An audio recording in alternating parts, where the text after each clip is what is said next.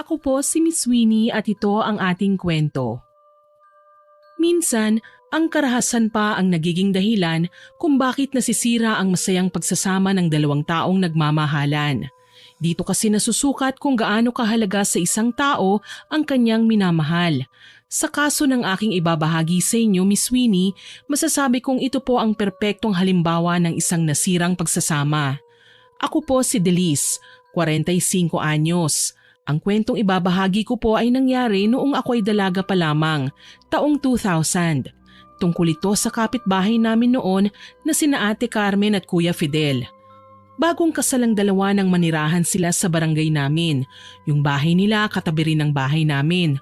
Malapit po ako kay Ate Carmen dahil madalas akong pagbantayin ng kanilang 9 na taong gulang na anak sa tuwing umaalis ang mag-asawa at may mga mahahalagang lakad. Ako ang naiiwan sa kanilang bahay kaya tumutulong na rin ako lalo na't arawan nila akong binabayaran. Malaking bagay po yun sa akin bilang estudyante. Masaya din naman na magtrabaho kina Ate Carmen eh. Mabuti silang mag-asawa at parehong mabait. Sa katunayan, palagi pa silang concerned sa akin. Halos araw-araw binibigyan nila ako ng payo. Naku, ikaw Delice ha, huwag ka munang magbo-boyfriend. Panggulo lang yan sa pag-aaral mo. Tsaka ka na makipagrelasyon kung nakapagtapos ka na ng pag-aaral. Opo naman ate, ang hirap kaya ng buhay. Tapos magbo-boyfriend na ako kagad. Naku, baka mamaya ako pang bumuhay sa lalaking yun. Kailangan may matinuna muna akong trabaho para makatulong sa pamilya ko. Tapos kung magkakajowa na ako, pipiliin ko yung boss ko para mapera.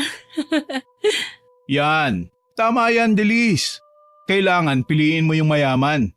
Para naman maambunan din kami ng swerte. Alam mo Fidel, nakakahiya ka. Talagang ibubugaw mo pa si Delice ha? Naku, wag kang ganyan. Bunsong kapatid na natin yan. At tagapagbantay pa ng prinsesa natin. Ate, alam ko naman pong biruan lang natin ito ni Kuya. Hayaan mo na. Minsan lang din ako mangarap na may mayaman na boyfriend eh. Sus, kayo talaga? O sige na, magmerienda na tayo at may gagawin pa ako. Ako din.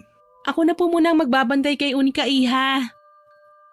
Saad ko sa kanya. Sa araw-araw na nakakasama ko sina Kuya Fidel at Ate Carmen, napagtanto ko kung gaano kasaya silang kasama. Larawan ng isang mapagmahal at puno ng pag-asang pamilya.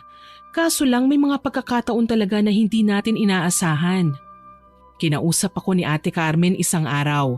Magpapasama siya sa palengke para mamili ng mga pansahog sa lulutuin niyang masarap na putahe.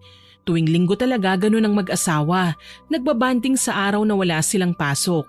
Ako naman, mula Lunes hanggang Biyernes, pang night classes ako. At saka hindi naman sumpungin ng anak nila. Pumayag ako dahil mabilis lang naman mamalengke noon si Ate Carmen. Nakalista na kasi ang lahat ng bibilhin niya eh. Tricycle lang ang sinakyan namin papuntang palengke. Pagdating doon ay kaagad kaming lumibot para makahanap ng mga murang presyo ng karne. Nakipagtawaran pa si ate sa isa sa mga suki niya nang lumapit sa amin si Tunying. Aba, ang aga nyo ngayon, Carmen ah. Ano ngayon kung maaga kami?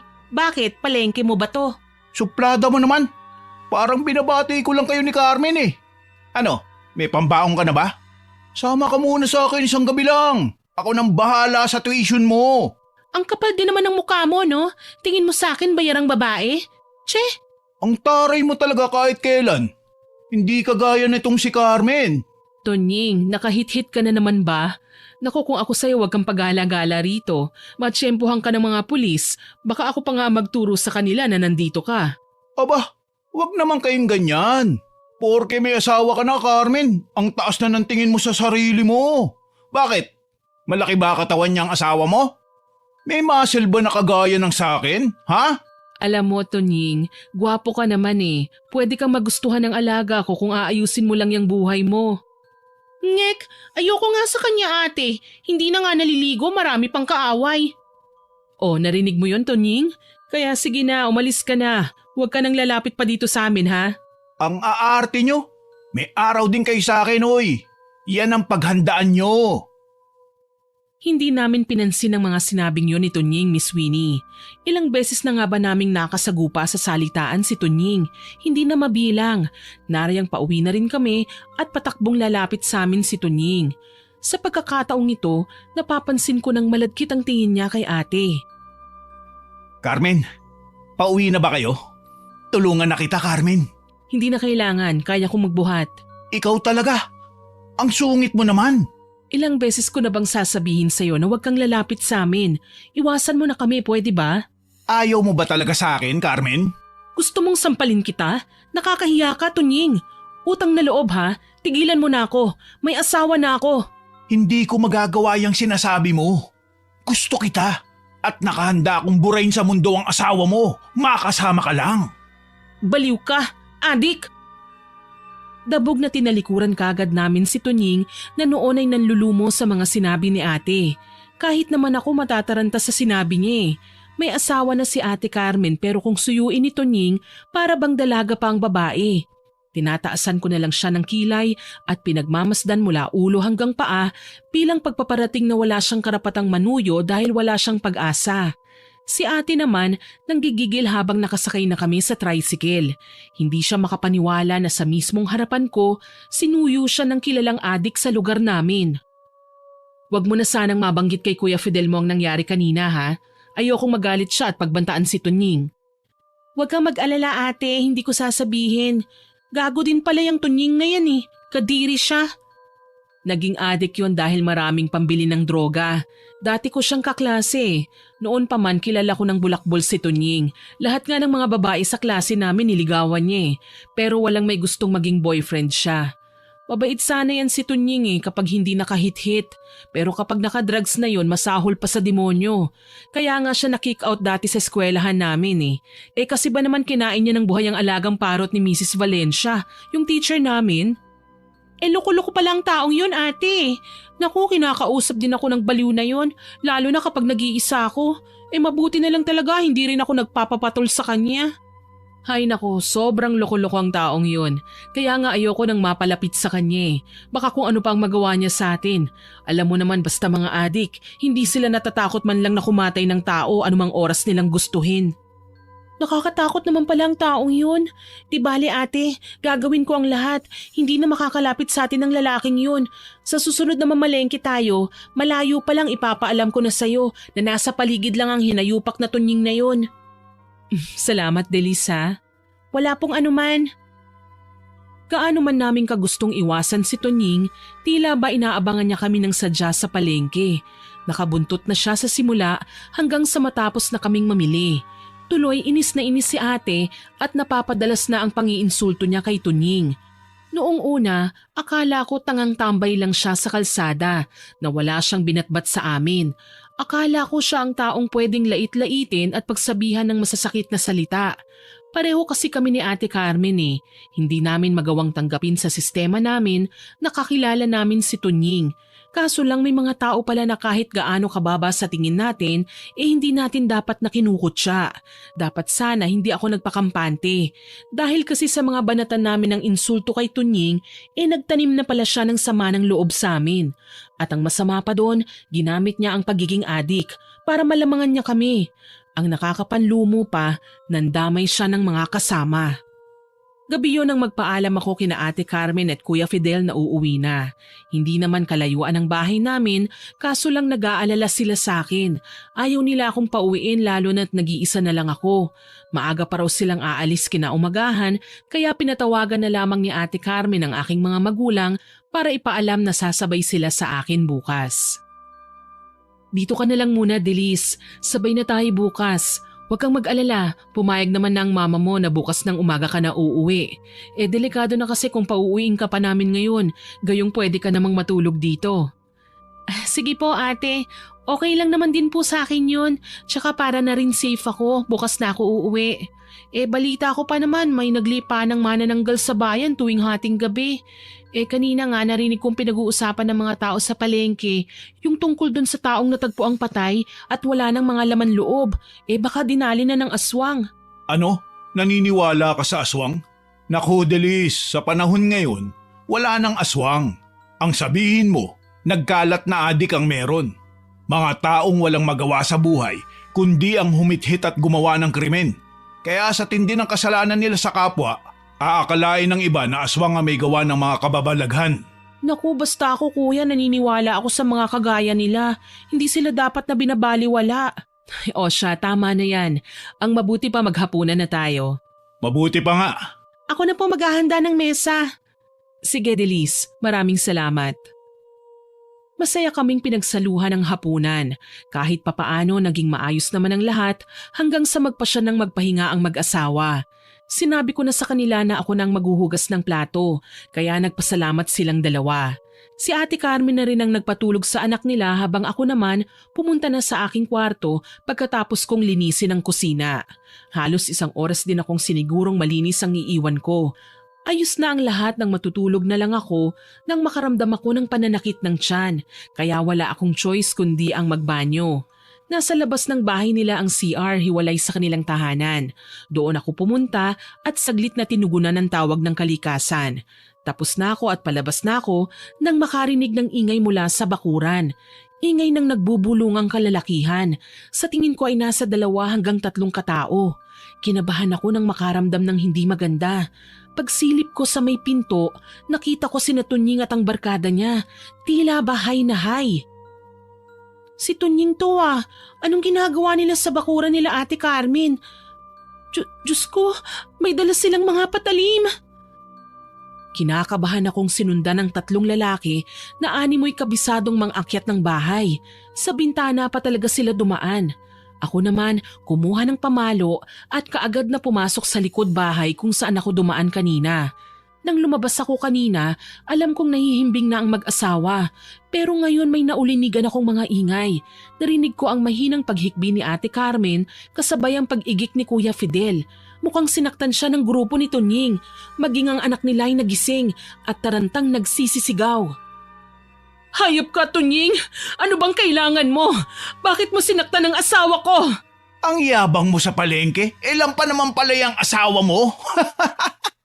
Gago ka! Wala kang karapatang laitin ang sarili kong pamamahay! Hayop ka! Ikaw ang gago! Pare naman, wala ka nang kalaban-laban sa amin. Aba, sumasagot ka pa? Wala kang ipinagkaiba rito kay Carmen! Umalis na kayo, Tunying, bago pa man ako makapagtawag ng pulis. Pulis? Niloloko mo ba ako? Paano mo magagawa yun? Bago ka pa makapagtawag ng alagad ng batas, tapos na kami sa mga gagawin namin sa inyo. Anong gagawin? Teka lang, relax ka lang. Ano na mga tol?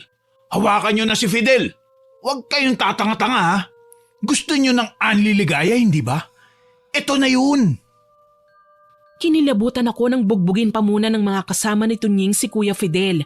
Lupaypay na ang lalaki at hindi naman makalaban nang simulan naman ni Tunying na bugbugin si Ate Carmen. Gustong-gusto ko silang tulungan, pero alam kong dehado ko ni hindi nga sila nalabanan ni Kuya Fidel eh. Ako pa kaya? Nagpasya akong pumasok sa aking kwarto at ginamit ko ang aking cellphone. Tumawag ako ng pulis. May nakuusap naman ako at nabigyan ng instruction sa mga gagawin. Kailangan ko raw manatili kung saan ako naroon ngayon at sila na ang bahala. Wala akong magawa kundi ang maghintay sa kanila habang pinakikiramdaman ko ang mga tao sa kabilang kwarto. Dahil may butas naman sa dingding ng mag-asawa, lakas loob ko silang sinilip doon. Nakita kong nakagapos si Kuya Fidel. Nangihina pero may malay pa naman. Maging ang anak nila ginapos din at binusalan ng bibig.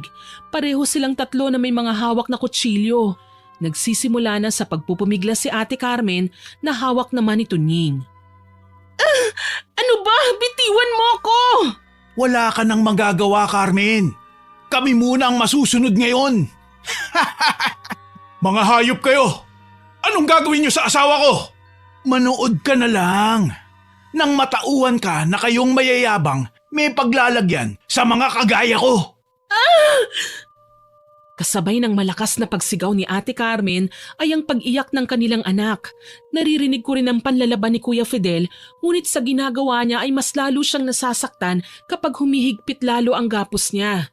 Hindi na ako nakatiis. Tumalikod ako at umalis. Kung lalaban akong mag-isa, hindi ko sila kaya, Miss Winnie eh. Nag-iisa lang ako. 3 lalaking adik ang mga kasama ko.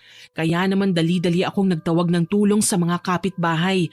Umaasa na maisasalba ang mga taong naging parte na ng buhay ko. Mabuti na lang nakakaintindi sila. Ilan sa mga tatay at kalalakihang sakop ng kanilang pamilya ay may dalang pamalo. Sakali man na manlaban si Tunying. Walang ingay silang gumapang at nakiramdam sa bahay nila Ate Carmen. Ang isa naman sa mga asawa ng mga kalalakihan na tumulong sa akin ang umalis at nagtawag ng mga tanod. Tinawagan nila ulit ang pulis na kinausap ko kanina. Sa totoo lang naiinis kami sa tagal ng pagdating ng tulong nila. Sana walang nangyaring masama sa kanila. Halos hindi na maganda o gaga ang pagdarasal ko. Umaasa na sana masupil na ng mga tao si Tunying dahil hindi naman pwedeng basta na lang siyang papasok sa hindi niya bahay at mananakit ng mga tao. Ilang sandali pa, dumating na ang kapulisan kasama nila chairman at ng mga tanod. Isa sa mga matatapang na alagad ng batas ang patiyad na gumapang papasok hanggang sa mapagtagumpayan niyang maipatumba ang dalawa sa kasama ni Tunying. Gago! Sino nagpapasok sa'yo dito? Hinayupak na pulis! Sumuko ka na, Tunying! Nandito na sa labas ang mga alagad ng batas! Hayop ka, Dilis! Pakialamera! Bakit akala mo ba may magagawa ang pagbabayanihan mo? Nagtagumpay na ako sa masamang bala ko! Saglit siyang yumuko na animo may hinahablot. Maya-maya pa, napasinghap kaming nasa labas nang makitang si Ate Carmen pala ang kanyang hinablot. Tigmak sa luha ang mga mata, walang saplot at hindi malaman kung saang bahagi ng katawan niya ang tatakpan. Sobra akong naawa sa kanyang naging kapalaran. Labis na kahihiyan ng kanyang sinapit. Kaya naman kumilos na ang mga pulis. Kaagad nilang idinaan sa dahas si Tunying kahit kanina hindi magawang labanan ng nauna ng nakapasok na pulis dahil naabutan raw nitong tinututukan na ng kutsilyo si Ate Carmen. Parang awa mo na. Bitiwan mo na ako. Hindi pa tapos talaga ang plano ko para sa'yo eh. Puwisit kasi ang si Dilis na kasama niyo sa bahay. Nagtawag pa ng tanod at pulis. Kaya yan, mas lalo kang malulunod sa kahihiyan. Hindi totoo yan. Nagtawag lang ako ng pulis dahil may nakapasok na kriminal sa bahay nyo. At ikaw yon, kasama ang mga barkada mong adik. Hindi na nag-aksaya ng panahon ng mga pulis. Kaagad nilang ginawa ng paraan para masukol si Tunying na kalaunan na pagtagumpayan din naman nila. Pinusasa ng lalaki pagkatapos bugbugin ng mga alagad ng batas dahil sa panlalaban. Ako naman, dinaluhan kagad si Ate Carmen na noon ay muli na namang humahagulgol. Kaagad kong kinuha ang kumot at binalot sa kahubdan niya. Ilan naman sa mga tanod, tinanggal sa pagkakagapos ang mag-ama tsaka inalalayan. Hindi maawat sa pag-iyak ang kanilang anak dahil sa trauma. Ate, pasensya na po. Natagalan ang pagdating ng tulong na tinawag ko para sa inyo. Ate, sorry. Wala kang kasalanan, Delis. Kasalanan nito ng hayop na Tunying na yon. Kaso, pinagsamantalahan niya ako, Delis. Pinaboy niya ako. Mga hayop sila. Papatayin ko sila. Kumalma lang po kayo. Sasampahan po natin sila ng kaso. Titiyakin nating hindi sila makakalabas. Walang sino man sa kanila ang dapat na lumapastangan sa pagkababae ko. Pero pinagsamantalahan nila ako sa mismong harapan ng asawa ko. Ate, tahan na. Tapangan mo ang loob mo. Kailangan natin silang gantihan sa pamamagitan ng pagpapakulong sa kanila. Hindi tayo titigil hanggat hindi sila napaparusahan. Sinira nila ang buhay ko. Mga hayop sila! Niyakap ko na lang si ate dahil sa labis na kalungkutan. Hindi ko naman siya magawang pagsabihan na wag nang umiyak at magiging ayos lang ang lahat dahil kahit kailan alam kong hindi siya magiging okay. Ginahasa siya ng adik na si Tunying at binaboy sa mismong harapan ng kanyang asawa at anak. Pagkatapos, binanatan pa ni Tunying si Kuya Fidel ng pagsuntok nang matapos na siya sa ginawa niya sa asawa ng lalaki. Sa dami ng natamong bugbog, nawala ng malay si Kuya. Ipinagpapasalamat ko na lang nang magising si Kuya at kinamusta niya si Ate Carmen kung okay lang ba ang babae. Nagyakapan silang dalawa, kaya naiyak na lang ako para sa kanila. Isang malaking dagok itong humagupit sa mag-anak at hindi ko alam kung paano nila ito malalagpasan. Fidel, patawad. Wala akong nagawa para ipagtanggol ang sarili ko. Wala akong nagawa nang gahasain niya ako. Hayop siya. Mamatay na sana si Tunying. Shh! Huwag ka nang umiyak. Gagawin natin ang lahat. Makaganti lang sa mga hayop na yun. Gagawin natin ang lahat. Mapanagot lang ang mga may sala. Akala ko pandidirihan mo na ako. Nalalayuan dahil sa nangyari sa akin. Asawa kita, Carmen. Paano ko magagawang layuan ka at pandirihan? Nangyari naman ang mga bagay na ito nang tayo ay magkasama. May pagkukulang din ako. Ikaw, Delis. Mabuti at nakapagtago ka. Pagkatapos ko pong maghugas ng pinagkainan at linisin ang kusina, nagbanyo po ako. Palabas na po ako nang mapansin ko si Tunying na papasok sa bakuran niyo. Sa tingin ko nakahit-hit na naman, kaya nagmadali na ako sa paghahanap ng kahit na anong pwede ko sanang ipampokpok sa kanila. Sorry po kuya, natakot ako nang makita ko kung gaano sila kalalaki. Kaya imbis na sumunod, pinili ko na lang na magtawag ng tulong. Tama naman ang ginawa mo. Kapag sumugod ka at mag-isa lang tapos babae pa, mapapahama ka lang. Salamat at hindi mo kami pinabayaan. Hindi ko naman magagawa yun, kuya. Pamilya ko na po kayo. Kahit anong mangyari, gagawa ako ng paraan para makatulong lang sa inyo. Salamat ha, Delis. Hindi ko akalaing malalim ang pagmamalasakit mo sa amin at hindi mo kami iiwan. Kung ibang tao lang yun, malamang tumakbo na sa takot at hindi na bumalik. Ate, hindi na kayo iba sa akin. Kayo ni Kuya Fidel at tutulong ako sa abot ng aking makakaya. Mabulok lang sa bilangguan si Tunying at mga kaibigan niya.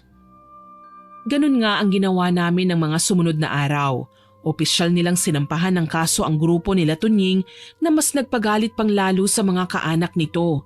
May posisyon sa pamahalaan ang isa sa mga tiyuhin ni Tunying at gusto sana nilang bayaran para manahimik na lang. Pero naging matigas ang mag-asawa. Galit na galit din si Tunying nang makita kaming tatlo na magkakasamang sinilip sila sa selda. Aba! Ang lalakas ng loob niyong ipakulong ako, no? Bakit? Sa tingin niyo ba, magtatagal ako sa lugar na ito? May pera ang pamilya ko. Kaya nilang bayaran ang mga kakilala naming pulis dito. Walang iya ka, Tunying. Baboy ka. Sisiguraduhin kong magdurusa ka dito sa bilangguan. Hindi ako papayag na makalabas ka pa. Tingnan na lang natin, Carmen. Ako ang magiging bangungot ng buhay mo. Huwag kang magsalita ng tapos, Tunying. Baka nakakalimutan mo. Malaki ang atraso mo sa akin, hayop kang lalaki ka. Hindi kami natatakot kung mapera man ang pamilya mo. At kung marami ka mang koneksyon. Hihintayin ko ang paglabas mo, gago! Sige ba? Sisiguraduhin ko sa iyo, Fidel. Magiging bangkay ka na oras na matikman mo ang bagsik ko. Inawat na ni Ate Carmen si Kuya Fidel nang tangkain pang abutin ng lalaki si Tunying. Alam naman namin na inaasar lang niya si Kuya para magkagulo. Mabuti na lang nagdesisyon na silang umuwi. Ako naman, umuwi na sa bahay namin para maipaalam kina nanay at tatay ang nangyari. Usap-usapan sa buong bayan ang sinapit ni Ate Carmen. At ang nakakalungkot lang, hindi lahat ng tao ay nakikisimpatya sa kanya. Ilan sa mga kamag-anak ni Tunying ay dati nang galit kay ate.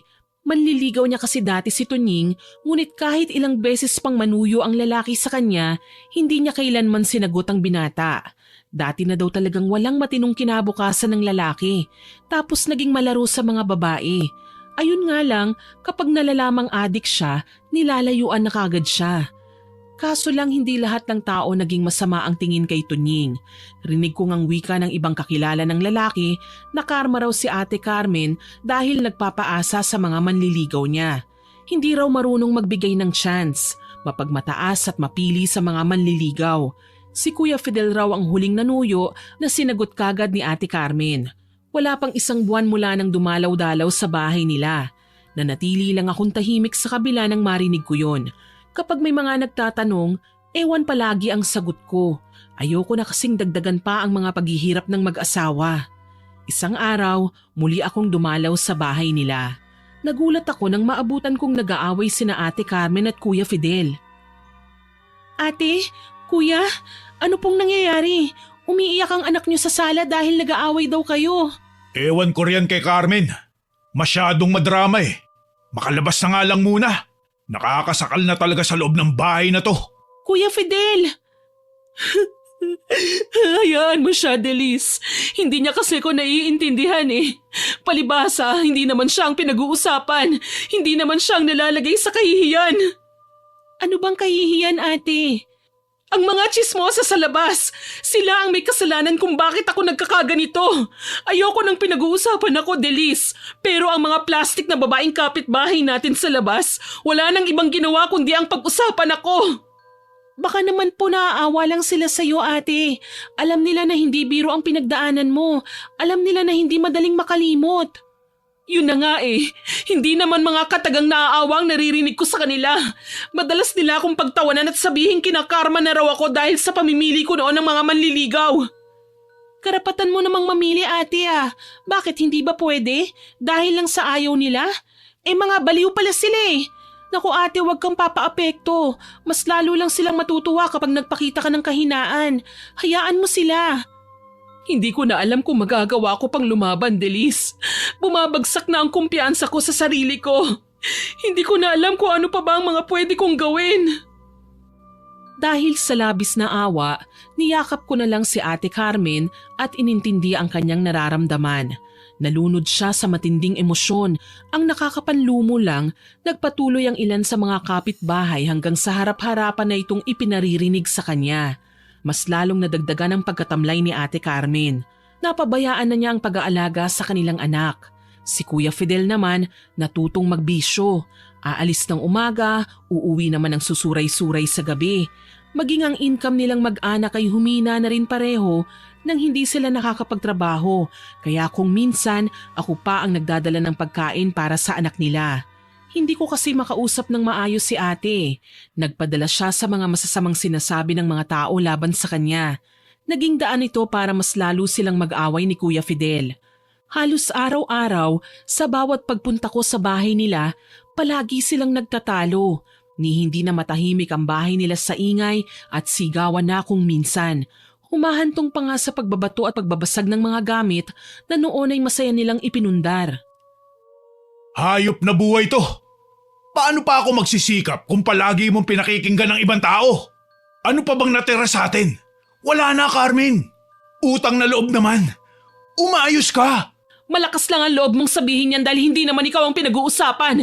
Hindi ikaw ang pinaparinggan. Ilang beses ko na bang sinabi sa'yo na wag mo na silang papansinin pa? Ang hirap kasi sa'yo, lagi kang nakikinig, lagi kang nakikiramdam. Tapos ano? Kapag nakarinig ka ng mga salitang hindi mo gusto, iiyak-iyak ka dyan. Kita mo naman ang mga tsismosa sa labas, hindi ba? Pinagtatawanan ka nila kasi mahina ka. Mahina na akong mahina. Wala akong pakialam.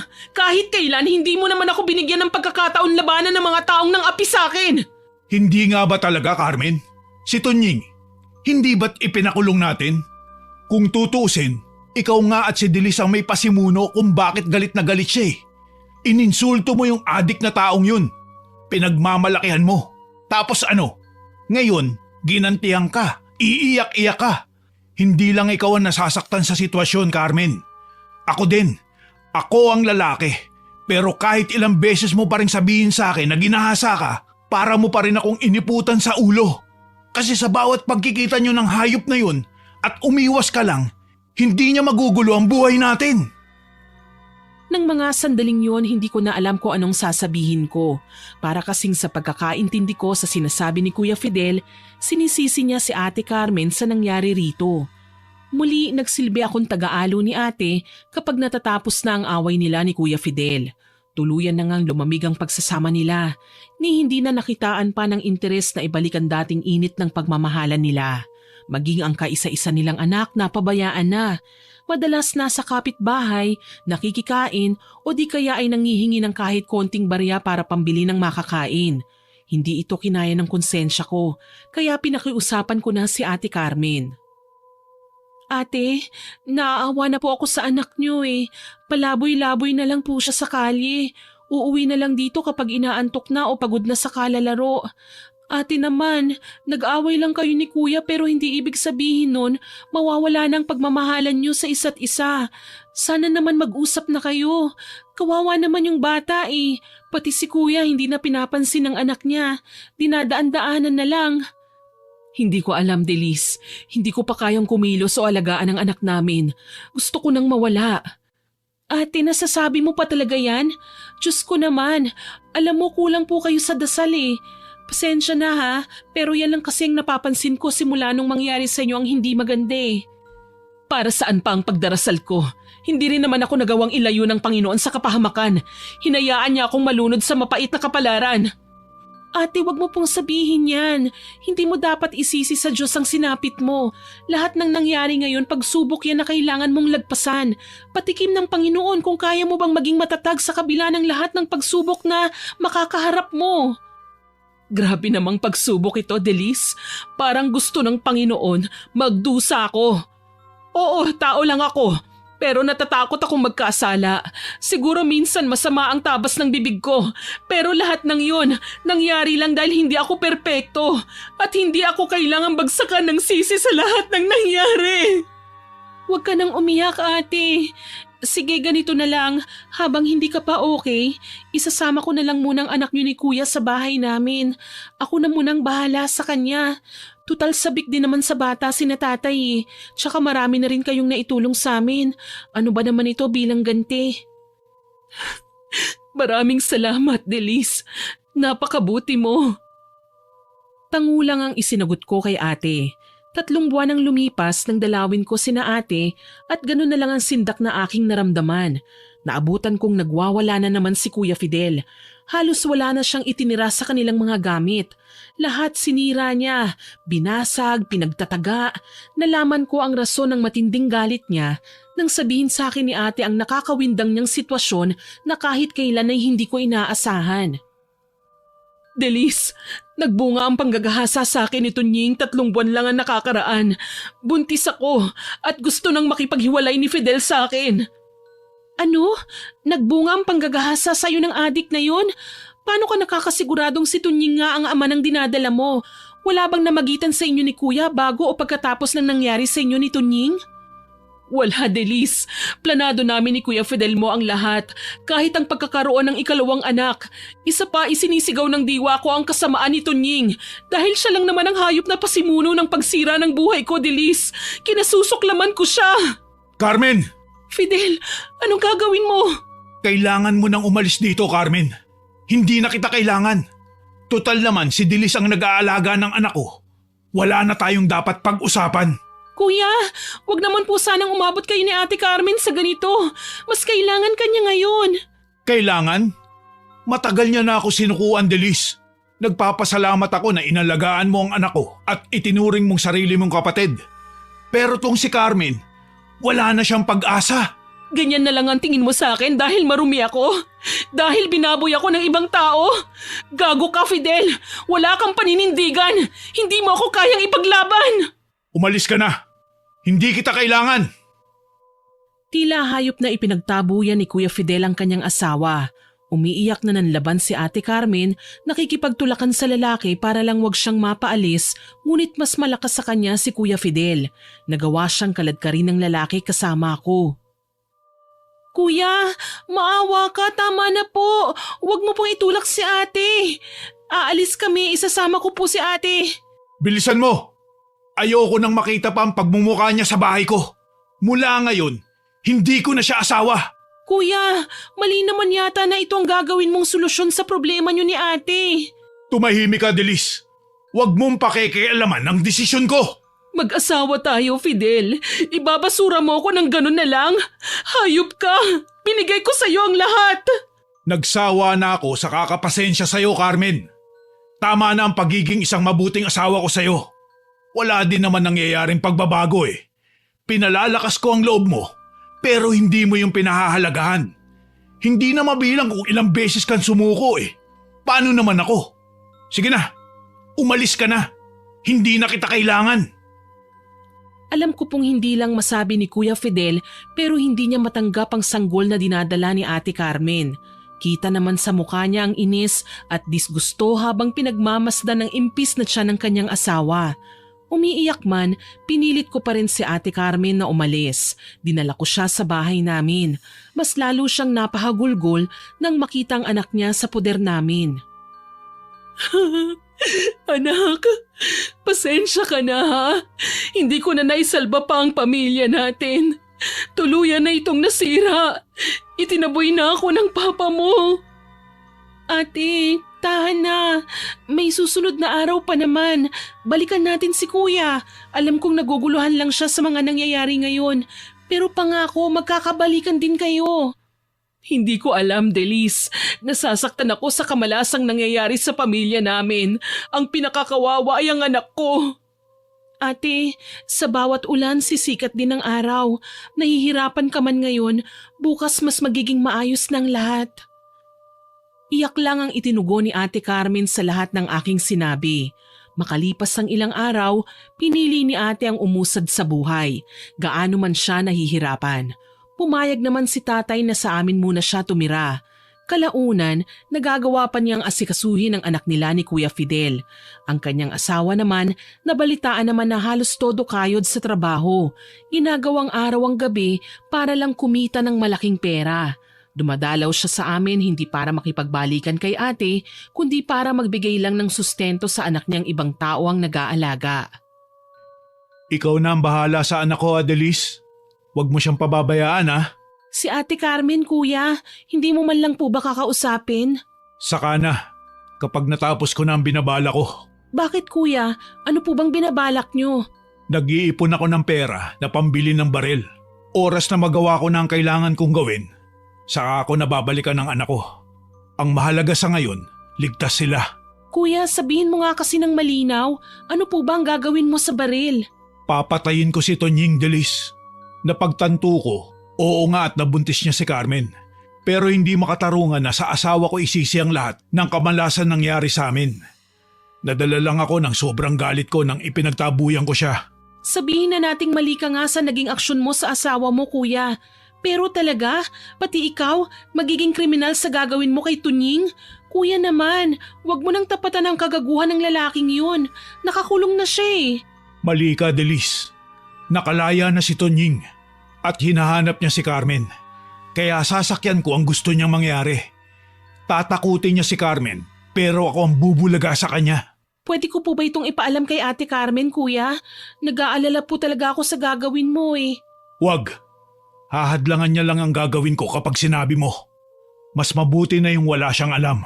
Alam ko pong wala akong karapatang sabihin sa iyo ito, kuya. Hindi mo ako kadugo o kapatid, pero malaki ka na po at alam mo ang tama sa mali. Huwag mo po sanang pagsisihan ang mga gagawin mo sa hinaharap. Sana din, hindi na madamay pa sina Ate Carmen at ang anak niyo. Sabi ko na lamang sa kanya, kilala ko si Kuya Fidel. Kapag may gusto siya, talagang hindi siya titigil hanggat hindi niya nagagawa. Napaantanda ako nang wala sa oras dahil sa tensyon. Nang makaalis nga si Kuya, kaagad kong nilapitan si Ate Carmen na noon ay nasa kwarto lang at nagtutupi. Nahuli ko pa siyang nagpupunas ng luha kaya hula ko umiiyak siya. Ate, okay ka lang ba? Oo naman. Bakit? Mukha na ba akong miserable? Medyo po. Huwag kang mag-alala, malalagpasan ko rin ito. Alam kong mahirap pero kailangan ko nang magsimula ulit nang wala si Fidel. Alam ko pong nangako ako kay kuya pero may kailangan kang malaman, ate. Ano yun? Papatayin daw po niya si Tunying. Kabalbalan yan, Delis. Paano niya gagawin yun nakakulong na si Tunying? At sinigurado natin sa mga pulis na huwag siyang palabasin, pati ng mga kaibigan niya. Mali ka, ate. Nakalaya na raw po si Tunying. Ang problema, naghahamunan na sila ni Kuya Fidel. Bibili siya ng baril at papatayin daw niya ang adik na yun. Ano? Bakit niya ilalagay sa kamay niya ang parusa para sa lalaking yun? Hindi siya pulis o kung sino mang pwedeng magbigay ng sintensya sa hayop na yun. Kaya nga ate, paano na lang kapag siyang nadihado? Imbis na siyang makapatay, siya pang mapatay. Hayaan mo siya, Delis. Total naman, ipinagtabuyan na niya ako. At least nasa akin naman ang anak namin at hindi ko na ipapakita pa ang bata sa kanya. Wala akong nagawa ng ganun ang sabihin niya sa akin. Kahit sino naman na ipinagtabuyan at sinukuan na ng mahal niya sa buhay, talagang magtatampo rin at magtatanim ng sama ng loob. Hinayaan ko na siya at hindi na binanggit pa ang tungkol kay Kuya Fidel hanggang sa isang gabi sa kalagitnaan ng pahinga ay nakarinig ako ng mahinang kaluskos. Kinabahan akong bumangon. Kanina pa ako hindi mapakali ni ayaw akong dalawin ng antok. Sinubukan kong sumilip sa bintana at kung bakit nga ba sa ikalawang pagkakataon si Tunying na naman ang nakita ko. Umaali-aligid sa bahay namin at sa tingin ko may dala na ring baril. Sa sobrang lakas ng loob na gumawa ng krimen ng nasabing lalaki, ni hindi na siya nag-abala pang magtakip man lang ng kanyang muka para walang makakilala. Dali-dali akong lumabas ng kwarto at balak ko sanang ipaalam sa aking mga magulang na pagala-gala si Tunying sa labas, kaso lang nagulat ako ng sobra. Nasa loob na ng bahay si Tunying at nakatutok na ang hawak niyang baril sa akin. Kumusta ka, Delis? Namiss mo ba ako? Paano ka nakalabas? Ano, binayaran mo sila? Anong ginagawa mo rito? Paano mo natuntun ng bahay namin? Ang dami mong tanong, Delis. Ang mabuti pa, sabihin mo na sa akin kung nasan si Carmen. Nang hindi ka na madamay pa sa gagawin ko. Anong gagawin mo sa kanya? Tigilan mo na si Ate Tunying. Wala naman siyang ginagawang masama sa iyo eh. Huwag mo na kasing pagtakpan pa ang babaeng yun. Wala ka nang magagawa kahit kunin ko pa siya ngayon eh. Hayop ka talaga, Tunying. Mapunta ka sana sa impyerno. Anong sabi mo? Bitiwan mo na ako! Hindi ko napaghandaan ang gagawin niyang pagsakal sa akin. Kaya naman todo piglas ako noon. Ang lakas ng kamay ni Tunying. Ewan ko ba, sabi-sabi noon sa aming bayan na kaya raw hindi natatakot gumawa ng kalokohan si Tunying ay dahil may mutya raw itong itinatago. Malakas ang loob nitong makipaglokohan sa mga tao dahil kahit siya na nga ang nanlalamang, hindi siya madedehado. Kahit nahihirapan ako, pilit akong kumawala sa kanya. Puno ng takot ang aking puso, umaasang may darating para tumulong sa akin. Ilang sandali lang, napaigik si Tunying nang may pumukpok sa kanyang ulo. 6 mabigat na pirasong kahoy ang tumama sa kanyang batok, sanhi ng saglit niyang pagkabitaw sa akin. Pati ang hawak niyang baril nahulog sa sahig. Hindi niya ito madampot kagad dahil muli na naman siyang hinampas sa likod. Sabay pa kaming lumingon sa pumalo sa kanya at magkasalungat kagad ang aming mga naging reaksyon. Hayop ka, Carmen! Ate, salamat po at dumating ka. Hanggang dito ba naman, Tunying, hahanapin mo ko? Ganyan ka na ba kapatay na patay sa akin? Ilang beses ko na bang sasabihin sa'yo na wala kang pag-asa sa akin? Wala ka nang magagawa. Aba, ang tapang mo ngayon ah. Ano na ba ang pinagmamalaki mo, ha? Kaya mo na ba akong labanan? Magagawa mo na akong lamangan. Wala ka ng asawa, baka nakakalimutan mo. Sinira mo ang buhay ko at ikaw ang dahilan kung bakit lumayo sa akin ang asawa ko. Kaya huwag ka nang magtangka kung ayaw mong mamatay ngayon. Kagaya ni Tunying, hindi lumapit sa amin si Ate Carmen nang hindi handa. Iniangat niya ang kanyang kamay at nakita ang hawak niyang kutsilyo. Gulat na gulat ako noon. Halos hindi ko na nga masabi kung si Ate Carmen pa ba ang kaharap ko. Tila nawala siya sa katinuan habang gigil na hinahabol si Tunying ng kutsilyo. Papatayin kita, Tunying! Hindi kita mapapatawad sa ginawa mo sa akin! Sisiguraduhin kong sa impyerno ang bagsak mo! Hindi mo ko kaya, Carmen! Mas malakas ako sa'yo! Walang iya ka! Mamamatay ka na! Napasigaw ako nang iumang ni Ate Carmen ang hawak niyang kutsilyo kay Tunying. Ang balak niya, gawaran ng saksak ang lalaki. Kaso lang nasangga ni Tunying ang braso niya. Malutong pang humalakhak sa harapan niya ang lalaki, tsaka aktong babaliin ang kanyang braso. Napatili sa sakit si Ate Carmen. Bitiwan mo ako, hayop ka! Kahit kailan hindi ako papayag na magtagumpay ka! Mas malakas ako sa'yo, Carmen. Nakalimutan mo na ba? Nagtagumpay na ako sa bala ko sa'yo. At ngayon, mukhang maaangkin naman kita. Wala ka ng asawa. Wala nang kakampi at magtatanggol sa'yo. Hayop ka! Mamatay ka na! Ate, mag-iingat ka! Itakas mo na ang nanay at tatay mo pati ng anak ko! Bilisan mo! Ako na ang haharap sa walang yang ito! Papatayin ko siya! Hindi ka magtatagumpay, Carmen! Muling humalakhak si Tunying at dinampot ang tumilapon niyang baril sa sahig. Mabilis niya itong tinutok sa babae. Ipuputok pa nga sana ng lalaki ang baril, kaso lang hindi ito pumutok. Mura ng mura si Tunying at halos hindi na magkanda o gaga sa kaaayos ng kanyang baril. Nang sinubukan niya itong iputok sa ere, ayun, naglabasan naman ng bala. Nakangisi siyang hinarap ni Ate Carmen. Putya! May isa maligno kaya atang babae ka! Bakit? Natatakot ka? Kahit demonyo ka pa, hindi ako matatakot na ibalik ka sa lugar ng pinagmulan mo! Ikaw ang demonyo sa ating dalawa, Tunying. Ikaw ang dapat na mapupunta sa impyerno. Sa laki ng naging kasalanan mo sa akin, dapat nga pinaparusahan ka na sa kaharian mo. Kung mapaparusahan man ako doon, di mas mabuting isama na lang kita! Nakahanda na si Tunying na patayin si Ate Carmen. Isang kutsilyo ang kinuha niya sa tagiliran at nakakasiguro ang lalaki hindi napapalya ang kutsilyo, hindi kagaya sa baril na mukhang may kinakampihan. Kaso lang, bago pa man mangyari ang lahat, nagulantang na sila. Biglang bumukas ang pinto at pumasok si Kuya Fidel na noon ay nangangalit ang bagang na nilapitan si Tunying. Ilang araw na kitang hinahanap, gago ka. Tapos dito lang pala kita makikita. Kalma lang pare. Gusto lang kitang unahan sa asawa mo.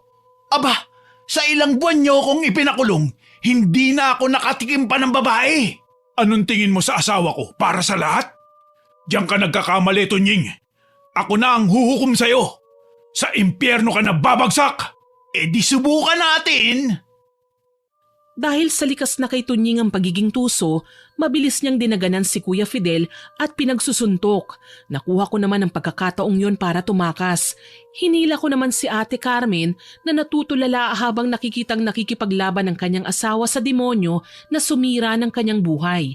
Sinubukan ko pang tunguhin ang kwarto nila nanay at tatay para kunin sana sila at nang sabay na kaming lumabas. Ngunit sinabi ni ate na nakalabas na raw ang mga magulang ko kasama ang anak niya. Ibig sabihin, nakakutob na rin si ate ng mga sandaling yun. Nangangatog na lumabas kami at nakipagyakapan sa mga magulang ko na noon ay nagtatawag na ng tulong. Sa katunayan, sila pa ang tumawag kay Kuya Fidel na nataong pauwi pa lang mula sa kung saan. Napasigaw kami nang makarinig ng sunod-sunod na putok ng baril.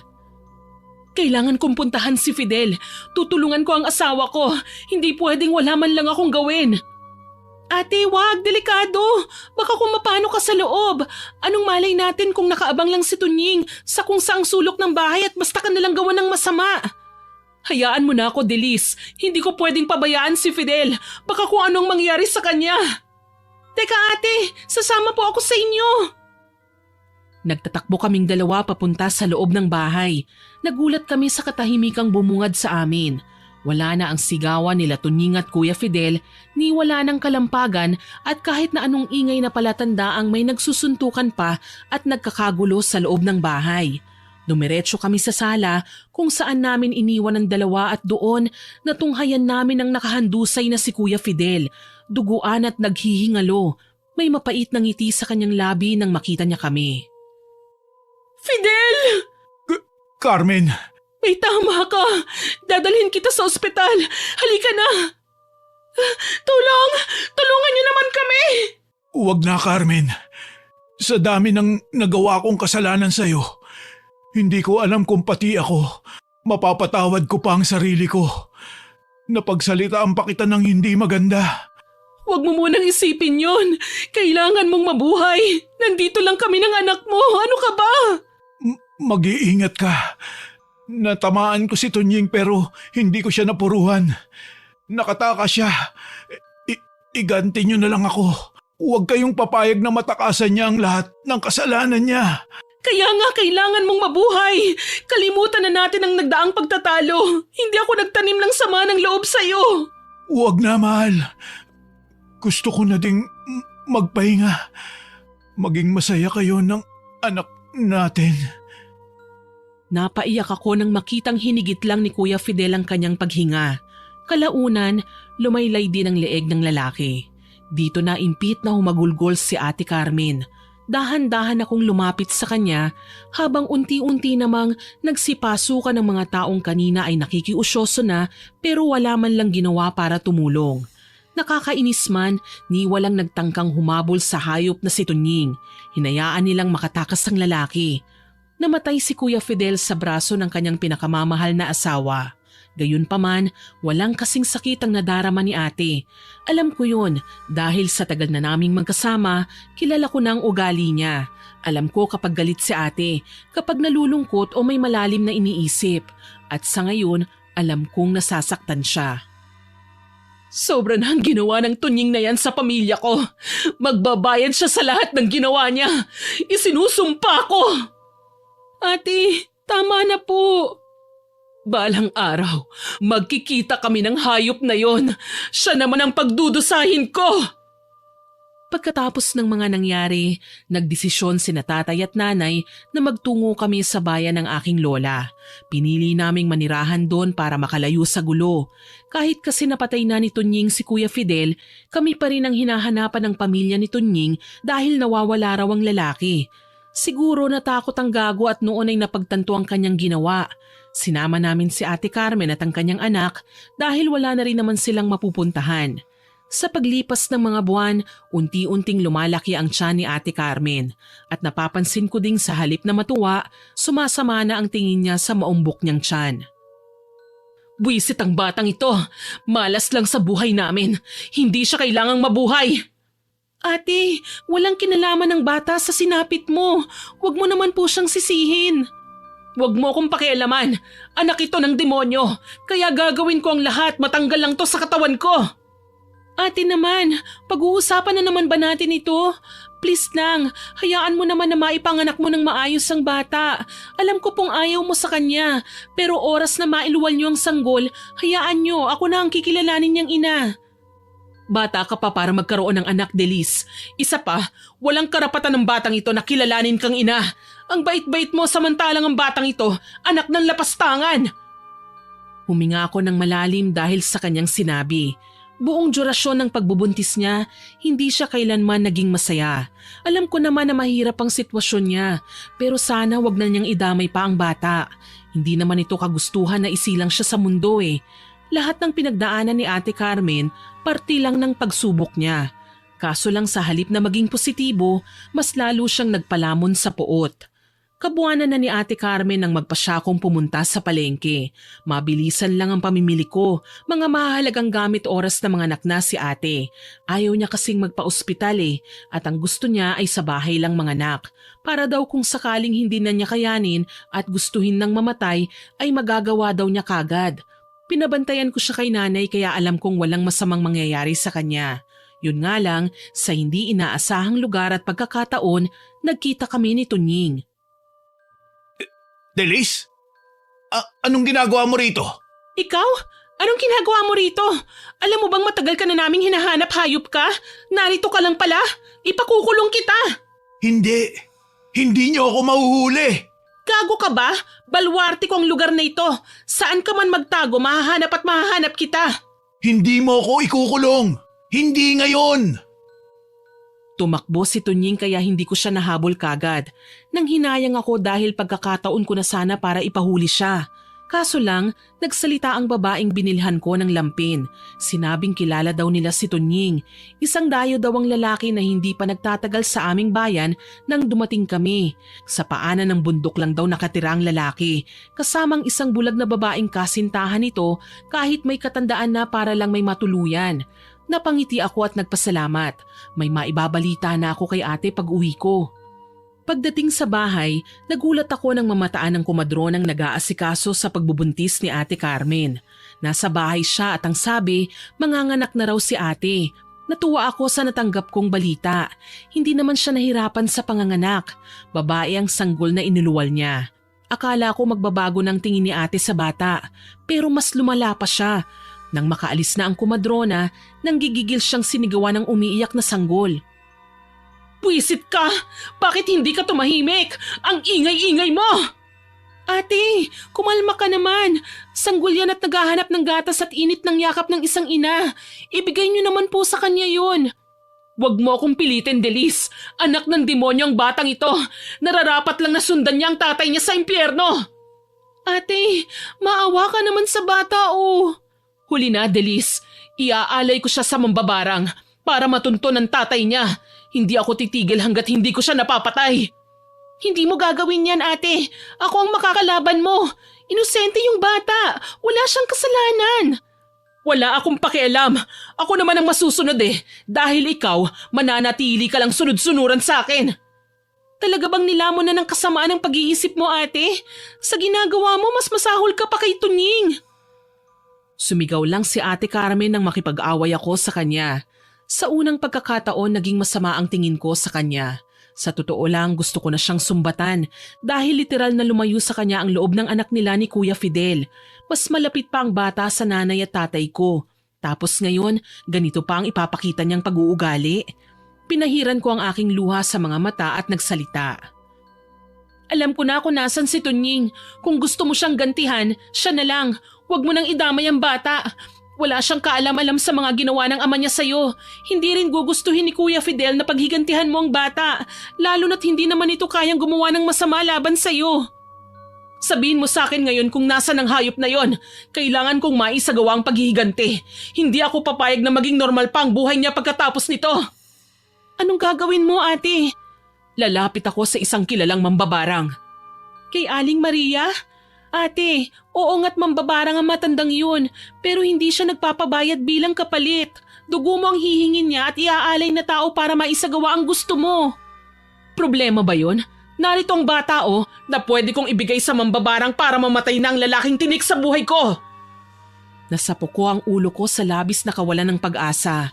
Alam ko naman na hindi ko siya magagawang kausapin talaga ng matino, kaya hindi ko na siya papatulan pa. Ang mahalaga, babantayan ko lang ang bata. Kaso may mga pagkakataon talaga na kinakailangan kong umalis para maghanap ng mapagkakakitaan. Dala na din noong nangyari sa amin sa pagkamatay ni Kuya Fidel na hinto na ako sa pag-aaral.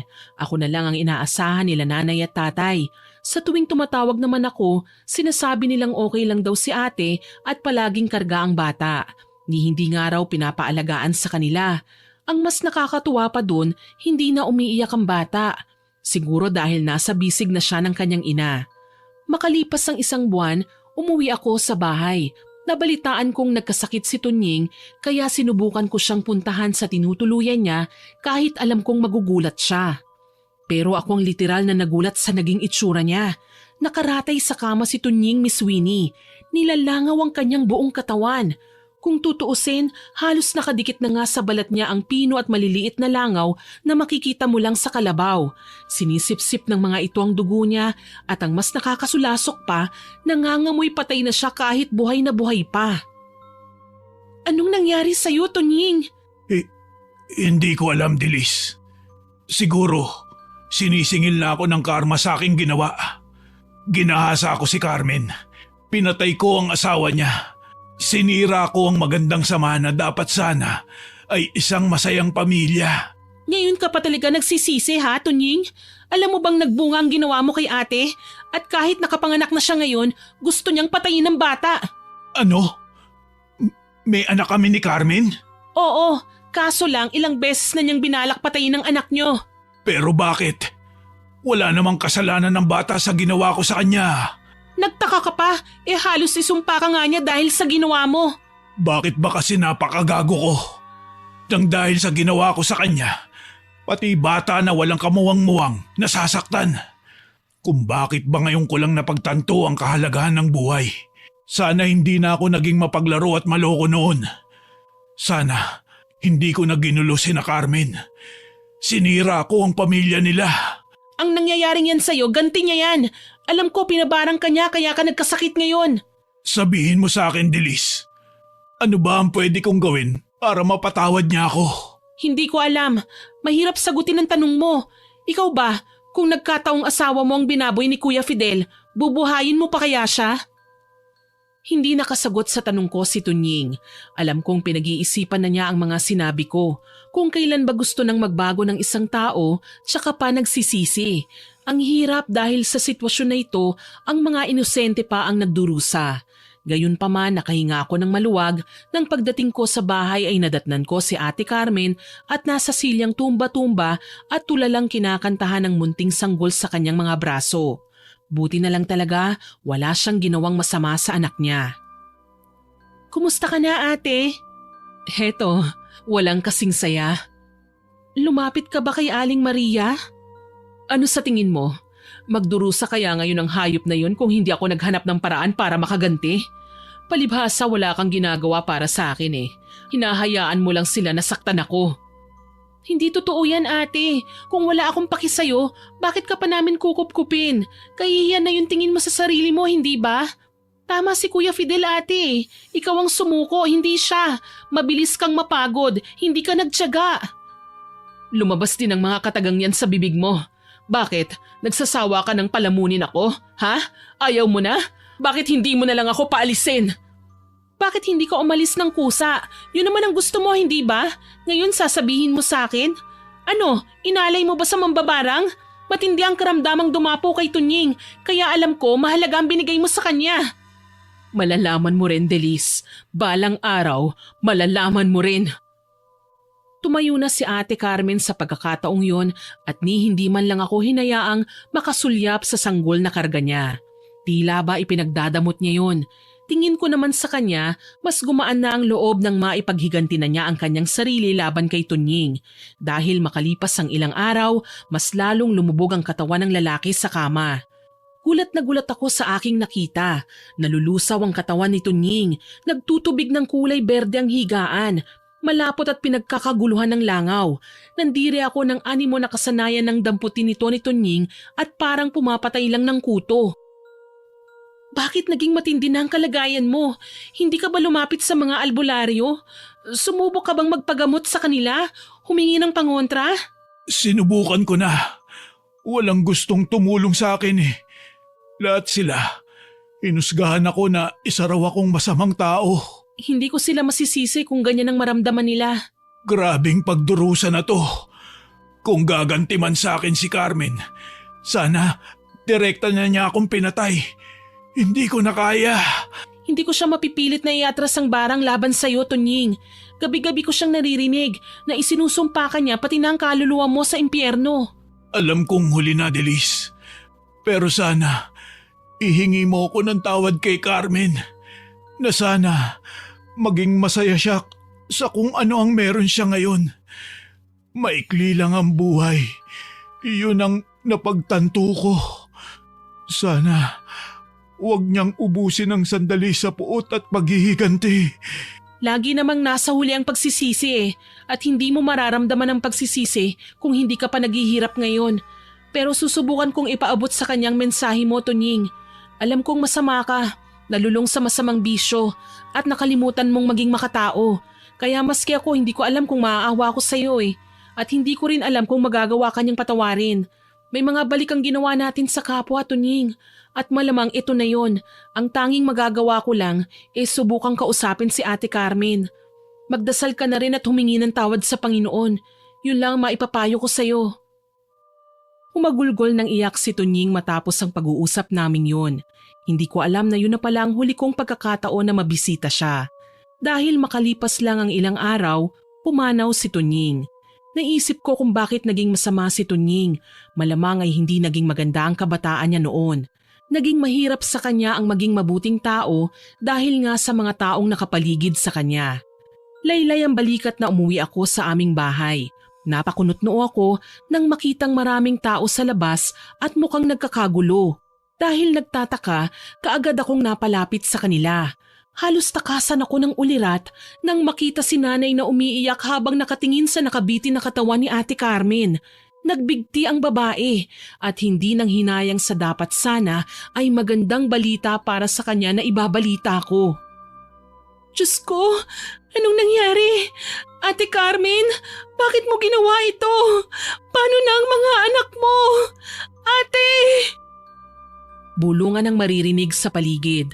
Halos hindi na nga ako makapagsalita ng maayos nang lumapit sa akin ang matandang mambabarang na si Aling Maria. Nakangisi siya habang pinagmamasdan ng nakabitin na katawan ng babae. Matapang na babae. Hindi natatakot sa kamatayan. Ginawa niya ang sinabi ko sa kanya. Ano? Bakit niyo po sinabi sa kanya yon, Aling Maria? Matagal nang lalulunod sa depresyon si ate. Tapos inutusan niyo pang magbigti. Natural gagawin niyang sinasabi niyo. Kung hindi marunong lumaban sa kalupitan ng mundo ang isang tao, mainam na kung mamamatay na siya. Kesa naman sa malunod sa hirap at magdusa. Wala silang mapagtataguan sa mundo dahil lahat ng nasa sulok nito ay puno ng pagsubok. Hindi niyo siya dapat na sinali sa kalokohan niyo, Aling Maria. Matanda na kayo Gusto mo bang makatikim ng lupit ng kakayahan ko, ha, iha? Huwag niyo ho akong takutin, Aling Maria. Para niyo na ho akong apo. Alam niyo kung anong pinagdaanan ko. Kayo ang naging gabay ko noon, hindi ba? Kaso lang hindi ako kagaya ni ate. Pinili kong mabuhay para sa pamilya ko. Bumangon at magsimulang muli. Inalala ko ang mga panahong paslit pa lamang ako at wala pang ibang laman ng isipan kundi puro laro. Noong iiwan ako nila tatay sa bahay ng tiyuhin kong walang ibang ginawa kundi ang alagaan ako, nasa kalaunan nahaluan ng mali siya, nalagyan ng pagnanasa. Ang dating tagu-taguan naming nalagyan ng premyong humahantong sa kama. Gustong-gusto kong magsumbong noon pero hindi ko alam kung kanino. Marami akong gustong gawin, gumante, ipahiya ang tiyo ko at lahat ng kasamaan na ginawa niya sa akin. Nanggigigil akong isigaw yun sa mundo. Pero naisip ko, tama ba ang gumante? Ang sabi ko na lang hindi natutulog ang Diyos. Nakikita niya ang lahat ng ginagawa natin. Naririnig ang bawat salitang ating sinasabi. Nararamdaman ang pusong nasasaktan at nagdadalamhati. Pero ang bawat pagkakamali, may nakatakdang kapalit. Hindi nag-iisa si ate sa kanyang pinagdaanan. Lingid sa kanyang kaalaman, mas masahol pa nga ang karanasan ko sa kamay ng mapang-abusong lalaki. Pinagsamantalahan ang kainusentehan ko at ang musmus kong pag-iisip.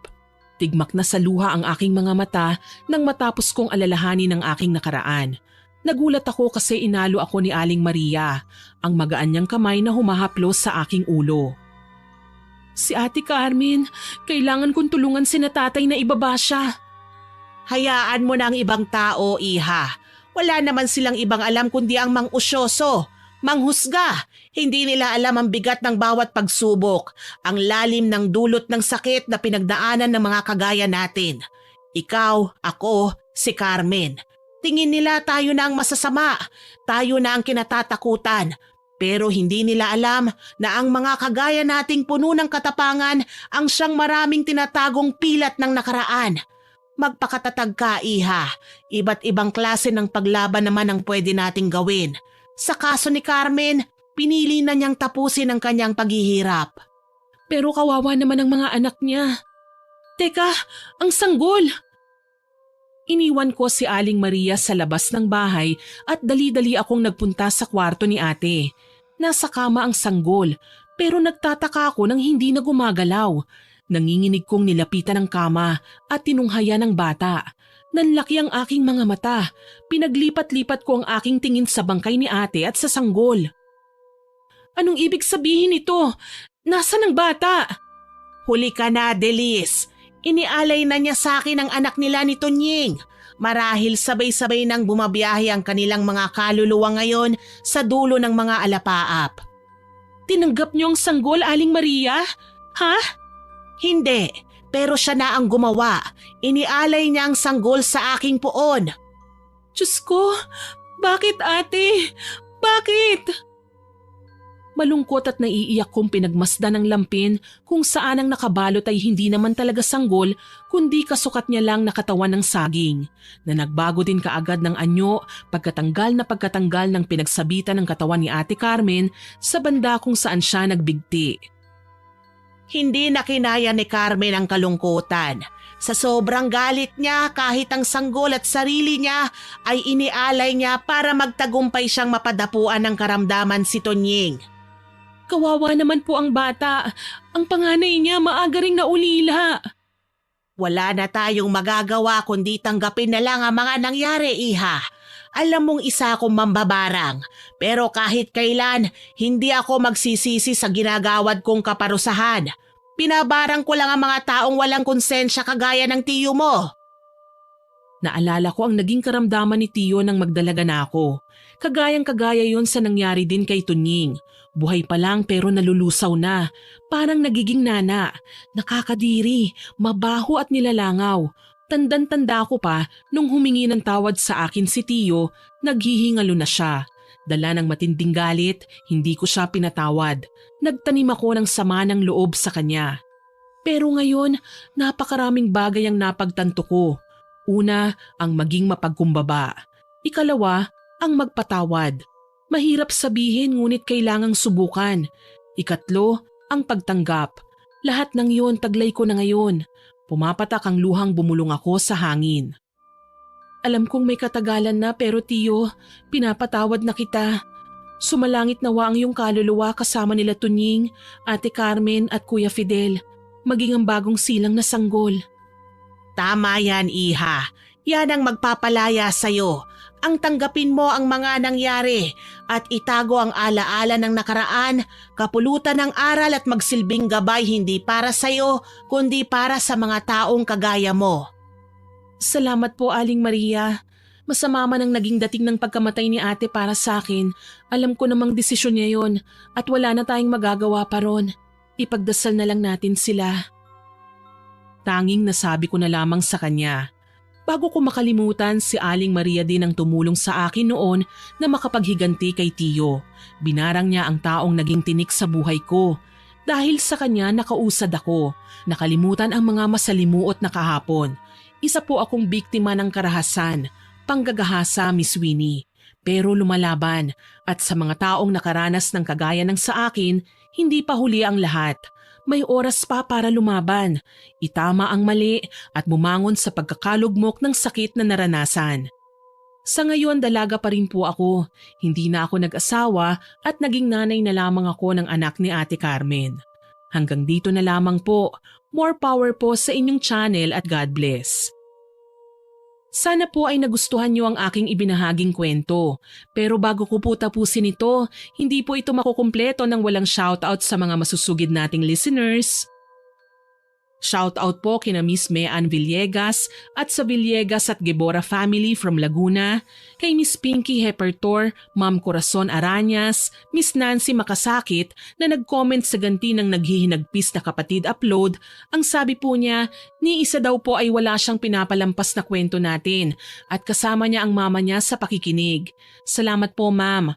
Kay Ellen Joy Rianzares at sa mami niya na si Mami Lena Padulina from Cosmo Medical sa Malvar, Batangas, kay Jenilyn Jacobe, kay Cherry Bell from Norway, kay Lian Dalian, Miss Angelina Ignacio from California, kay Sir Ronnie Cortero from Camarines Sur, kay Miss Melody Soriano, Emma Abalante, Gliceria Gonzales, Grace Adel, Glyza Gamboa from Gapan City, Nueva Ecija, kay Miss Joy from Looc Romblon na lagi pong nag-heart sa upload natin, kay Miss Cel Ordanyez, Miss Charito Conejos, Ma'am Rosemary Sabandeja from Cebu City, kay Ace from Baliwag, Bulacan, Miss Nympha Estares from CDO, Miss Lisa Fancubila at kina Kendra at Kurt from Valenzuela City, Sir Ramil Fariolin from Cavite, Ma'am Jane Rose Bison at sa Bison at Caceres family, sa mga OFW natin kagaya po ni Bingaton na nakikinig lagi sa atin, kay Lori Ann Vitalicio na new fan daw po ng ating channel,